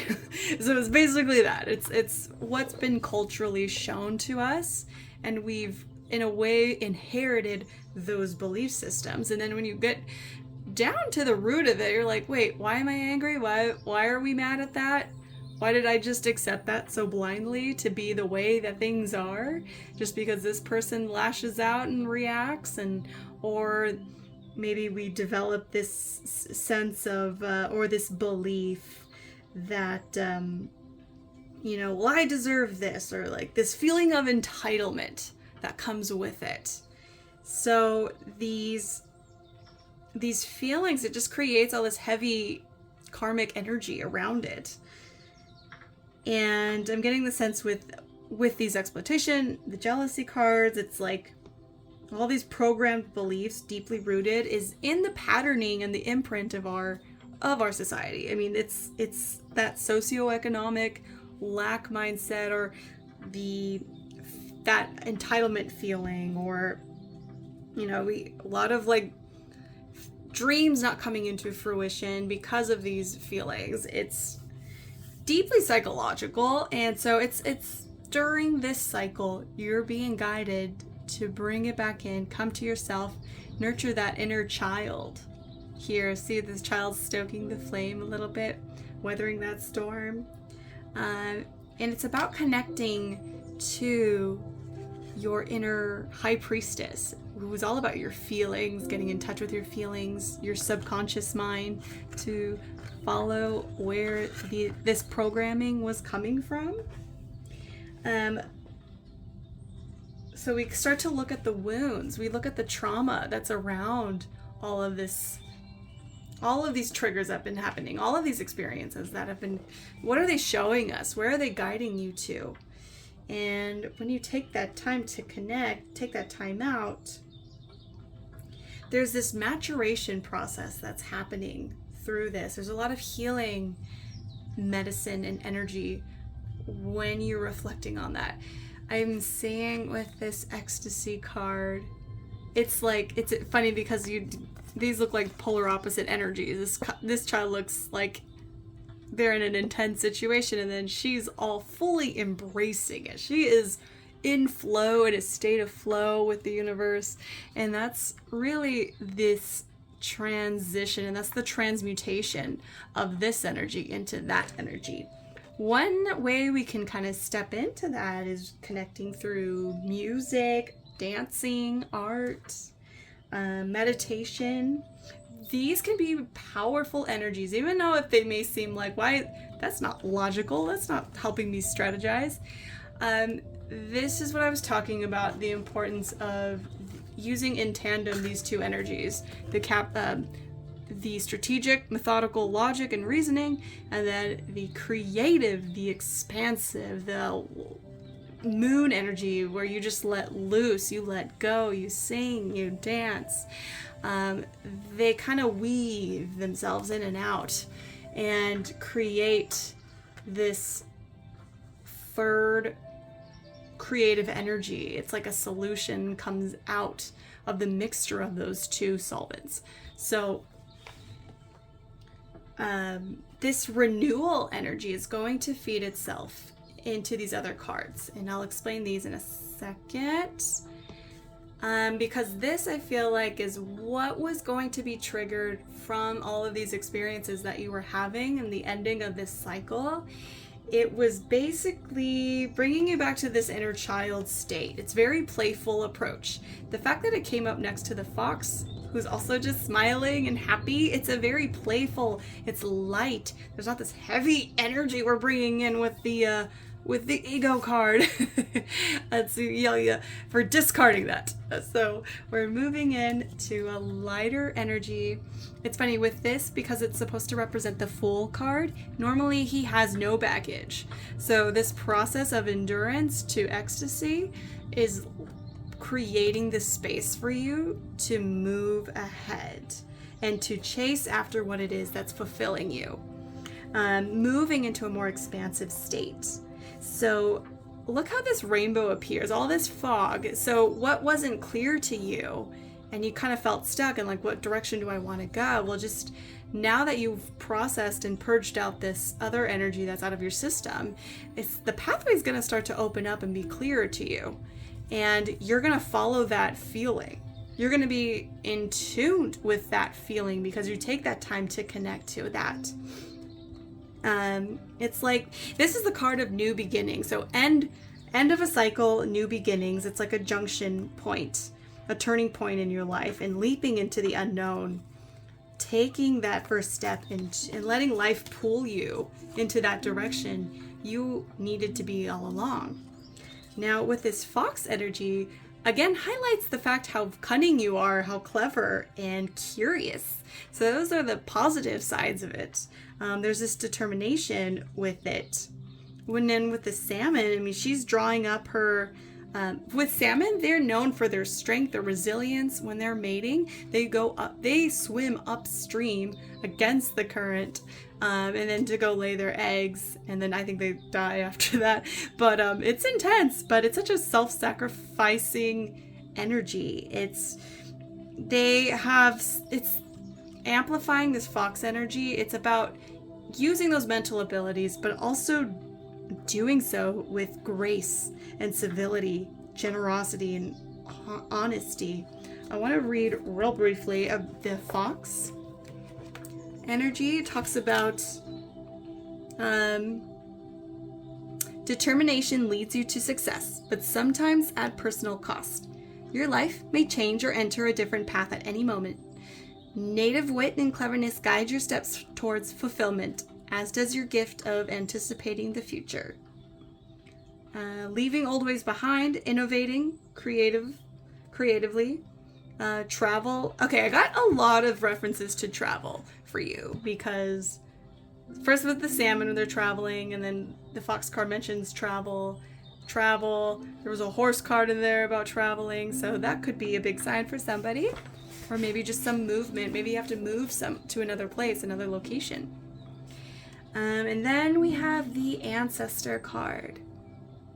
Now, this is really about trusting that inner voice, and that there are guides around you all the time, helping you, steering you, but you can't hear them until we wind down and listen. Maybe meditate. We calm the noise, the internal noise. So it's like following the drum beat, when you have to listen to that drum beat where it's guiding you. And that's what the Wanderer is about. There's a connection between those two. With the Six of Vessels, the reunion, I was drawn to these otters, which are also very playful. Again, highlighting the importance here of being playful. So it's about being open to new experiences. It's a reunion of the self, and seeing like what's waiting for you when you start to embark on this new path. And when I read it, it says, by meditating on a past issue with new wisdom and insight, and an acceptance of personal responsibility and forgiveness, reclamation may take place, a spiritual reamalgamation of a facet of the individual's personality. For the purposes of clearing and self-empowerment may be possible, and a healthy union in the soul as a result. Reassurance is gained from a reunion of this nature, revealing whether the correct path was taken and your decisions were based on valid and honest instincts and motivation. So that was really cool how this was guiding you, this cycle was guiding you to bring it home, connect back to yourself. It's kind of like we got lost in the I want to say we got lost in the sauce. That's not what I want to say. I'm just saying, I think sometimes we get stuck in old habits or old patterns, but it's also knowing that it's not, sometimes that stuff's not ours, that we just inherited it from what our culture has parroted for like years. So let's see what the major theme of this was with this whole experience.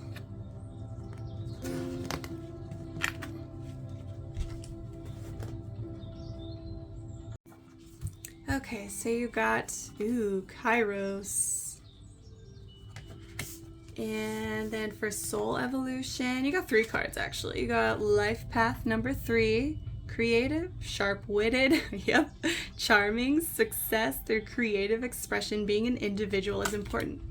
And Orion, mostly driven by the mind, here to learn how to love, prone to struggle with relationships. So this is kind of highlighting what we were talking about a little bit. And responsibility. Taking responsibility for your life, seeing your own faults, owning up to your mistakes.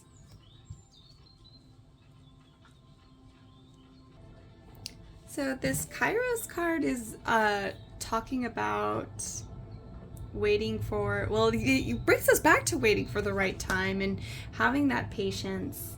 So in the book it says, time becomes a living thing that watches over us and tells us precisely when to speak or act. When this card appears, it is all about patience and precision. No clock can guide you. Wait for the rush of inner knowing and not a moment longer.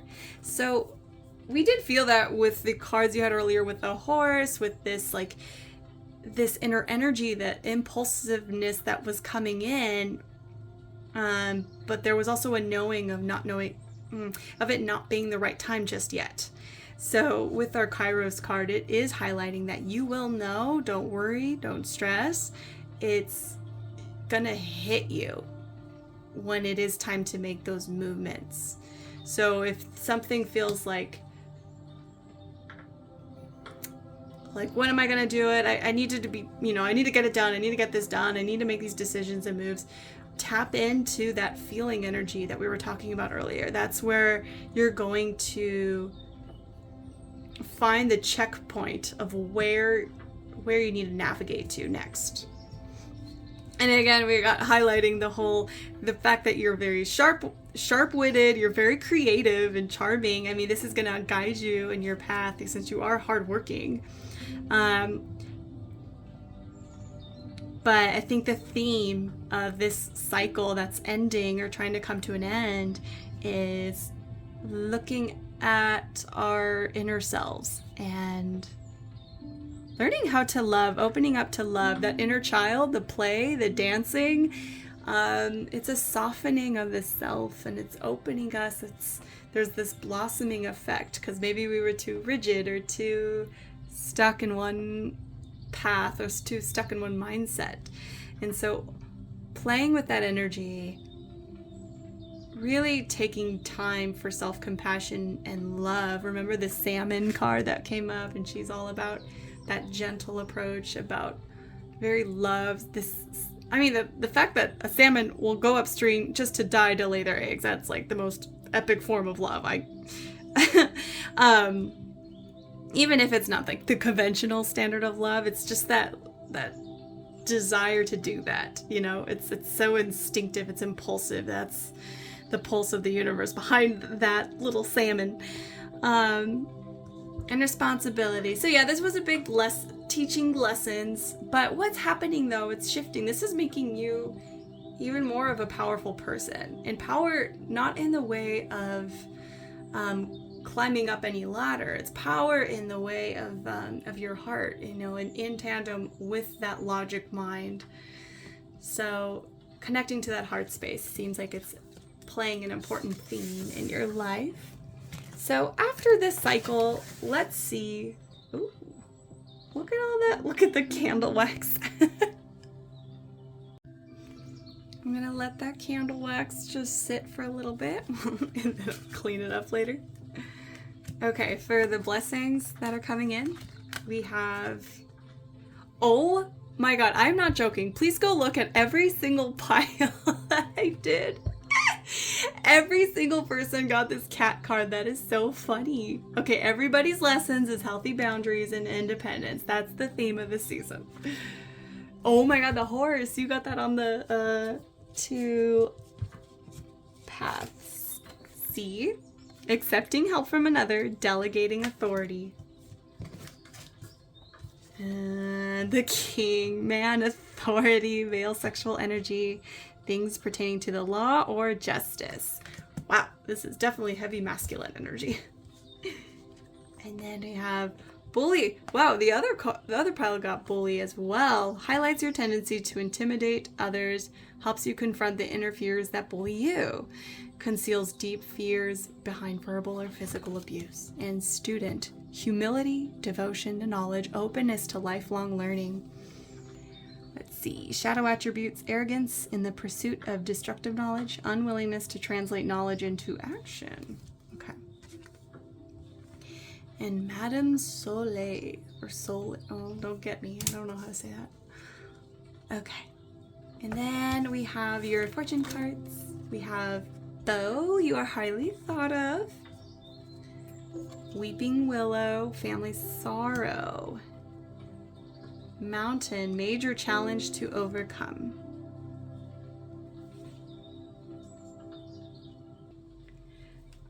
Okay, I want to actually grab another one just to see if there's any more fortune for now that what's opening up. What blessings are you harvesting? So this is saying this is a temporary situation. You are going to be overcoming this.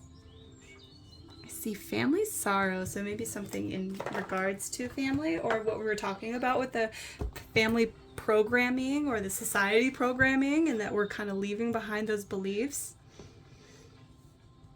And then we have bag, something important, such as a new job or a raise. Ooh, that's awesome. I'm sorry. Look at that. Okay, rooster, an arrogant, boastful person you should not cross. Look at what you got from earlier, rooster. Oh my God. And then bouquet, compliments from an admirer. Ooh, okay. That's exciting. Okay, so let's see. Let's tap into this. So firstly, carrying over from the cycle that you're ending, we saw with this rooster, arrogant, boastful person you should not cross. Major challenges to overcome, temporary situation. So I'm seeing that we're moving away from this, whether this is an aspect within the self that we're moving away from, or and maybe also the people that we were attracting or we were gravitated to, who were these figures of egotism, of arrogance. When we're healing this part of ourselves with this weeping willow, family sorrow, I'm getting a sense of like really going into our own stories, our own patterns, seeing where the wound came from and healing that wound. And when we heal that wound, we're no longer listening to the bullies. In that internal voice. So whenever I hear people, whenever I'm confronted with people who are very confrontational, who are very, who say negative things, passive aggressive things, make judgments, projections, a lot of times it's like, oh, you just revealed how your inner voice is. That's how you talk to yourself all the time. That's how you see yourself. And it's kind of hidden and buried in there. So when we heal this, it's going to be a much nicer place inside. So your mind garden's going to be a little better. I'm seeing with this student too, humility and devotion to knowledge, openness to lifelong learning. So it's being the student, being like open back to life, to be like, oh, okay, I am here to learn and explore. It's that fun curiosity, just like that fox, just like the child, those cards earlier. They were teaching us how to be inviting back to life and listening to things. We're accepting help from others. Healthy boundaries. Sometimes we could be a little too rigid with boundaries, but this gives us a more healthy way, a more diplomatic way to approach situations with more tact and grace and get different results. So what I'm seeing for your blessings is definitely, either a job or a raise, a promotion, definitely a strong figure, which is awesome. You're gonna be very highly regarded in whatever role that you're rising to. And this could pertain to the law, this could pertain to work, or somehow in a relationship, however that plays out for you. But I'm seeing you take on a higher leadership role, and you're going to be much more balanced. And you had to go through all of this, and you had to discard those parts of the self that were basically an inner child, a little bratty inner child that goes like, who gets entitled. And that's not how a fair king acts. A balanced, emotionally mature king responds to situations differently than how an egotistical person would. So that was the necessary transformation that cycle was ending and clearing out for you.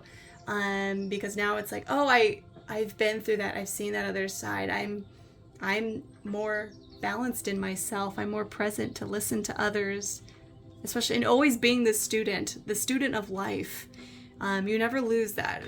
It's always being willing to listen to what others have to say, which it can be hard sometimes, especially as we get older. It's like we think we know best, or do we know it all? We've had our experiences, but this is a very humbling energy of like, always be the student, and then that makes you the best leader out of this.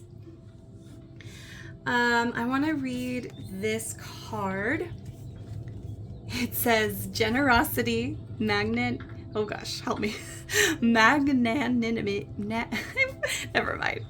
Okay, so she's a sun goddess. She emanates truth, clarity, creative energy, and inspires generosity. Drawing this card is very fortunate and reminds you that more love you give, the more love you'll receive in return. It is a call to open our heart wide and let the light of the sun goddess in. Allow it to radiate back to you, out of you, toward others. Practice a warm-hearted approach to every situation you come across. You'll find your whole outlook will become more cheerful, optimistic, and idealistic. So wow, that's beautiful. So that's what I'm seeing for you, is like, it's people are going to come to you for the advice. They're going to look to you as the teacher. They're going to look to you for guidance, because you see past all of these negative, toxic energies that is rampant in our society, and you've learned how to integrate, how to listen and master those emotions and serve others with grace and humility. And that's where we start to see more rewards come back to us. Less conflict, less friction. I'm also seeing you are highly thought of and compliments from an admirer. So people are definitely going to be looking up to you, coming to you for advice and guidance, a strong pillar in this community, and whatever that shows up to you, whatever big or small community, doesn't matter. It's playing a really beautiful role and purpose in that. So let's just get additionally more details about what these blessings are for you. You got Knight of Arrows, hawk. So eyes like a hawk. Yes, because you have this really awesome ability to see things, structure things, lay things out, map it out. But it's connecting back to the heart energy. And on our delivery, our approach, how we deliver the news, how do we collaborate with others. And you got Page of Arrows, which is a Wren. And you got 7 of Arrows, Insecurity.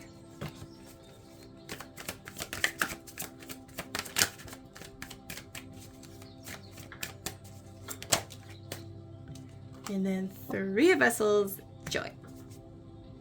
I'm gonna just, whoops, clarify. Ooh, Queen of Stones, the bear.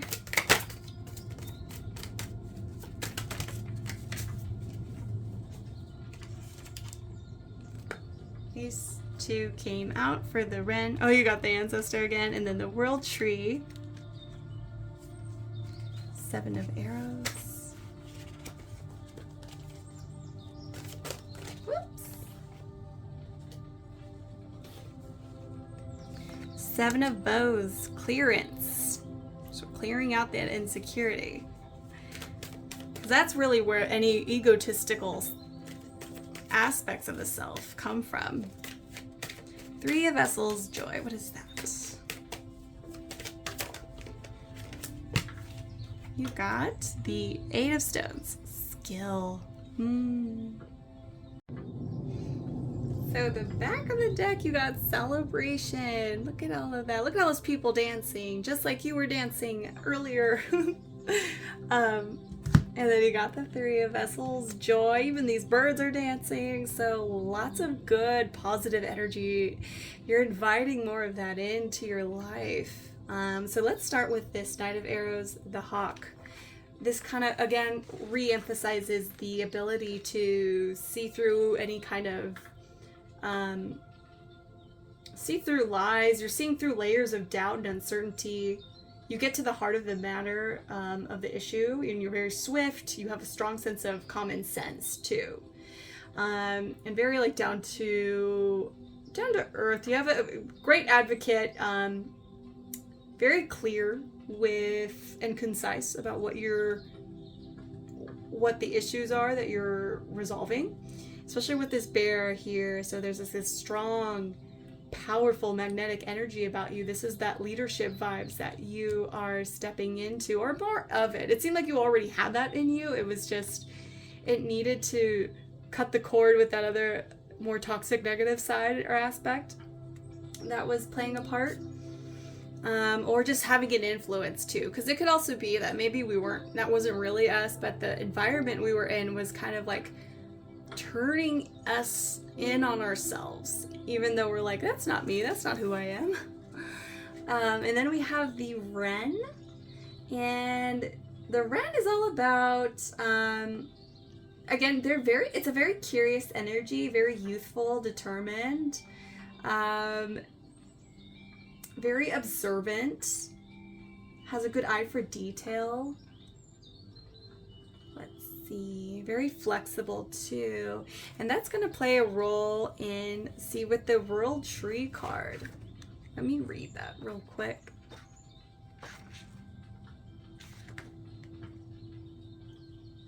So, on every level, the cosmos has a generous bounty and gives freely of its rich nourishment and fulfillment, no matter how long the journey of life may be, however many twists and turns the maze may offer us. In the end, if we persevere, we will reach the point of fulfillment. This may relate to material gain, wealth, spiritual happiness, emotional security. After a long process of learning, responsibility, and rebirth, it is now time to bathe in the light of renewal, attainment, personal triumph. See, this is like that happy energy, but in order to get that, it's like you had to go through that transformation to embody that first. Because this insecurity card, which is where all of that stemmed from, you ended up clearing that out and making space for more of the light, for more of love, that love and light to kind of come into your own container, into the mind, and healing those deeper parts of our psyche, and shining a light on those wounds. So now this is inviting more joy. Because sometimes I'll listen to people and they're like, they victimize themselves a lot, and maybe some experiences really, I don't want to minimize the pain that they went through, but that pain, it tells me that they are still in a certain stage of their grieving process. So once you move out of that, and there's a level of forgiveness and acceptance, it sort of like clears the path, and then we can bring in more light, shine more light, bring in more joy, curiosity, fun, and then you bring in the good times, and that's the mastery, as we see with this Eight of Stones, the skill set that you are now adopting. So you now have these inner tools, so no matter what life challenges are thrown at you, you're able to better attain them. You're better to keep your center composed because of it. All right, so let's just wrap this up with our final cards. And these are just additional messages for you. So for the self-forgiveness deck, it's forgive myself for taking life more seriously than is helpful. I choose to believe that allowing myself to be more lighthearted during challenges creates the environment necessary to access a higher wisdom. See, that's exactly what we are. We want to embody this celebration card, but we have to do it authentically. So you have to clear out the crap that's been simmering in the background, the sub programs, because as much as we can be programmed, we're also the programmer. We can program our minds to think a different way, to feel a different way. And then you have acceptance. I accept that no one is perfect. Everyone makes mistakes, and sometimes, frequently, people say things that are mildly bothersome. But at my core, I am pure, unconditional love, and that love will always continue, or will always outshine any feeling of annoyance, desire to strangle, in the parentheses, I could ever have about anyone. in parentheses, specifically the one behind the never-ending stream of crazy, misguided Facebook rants. See, that comes back to this whole, the Facebook rants, the little rooster, the egotism. It's funny because it's little ostriches. So yeah, this is about inviting more of that love back in. Everything that we just talked about. I love that this was the ending to that reading. So awesome. Well, I hope you liked your reading. I hope it was insightful. Sorry if it came off a little harsh. I hope it wasn't negative. If anything, we all deal with these energies. It's not like one person is like this and no one else is and we're all saints. Definitely not. But I think this was just a way to bring back awareness of what this process that you're going through, giving clarity about that. So I hope you liked your reading, and I hope you take care. Thank you. Bye.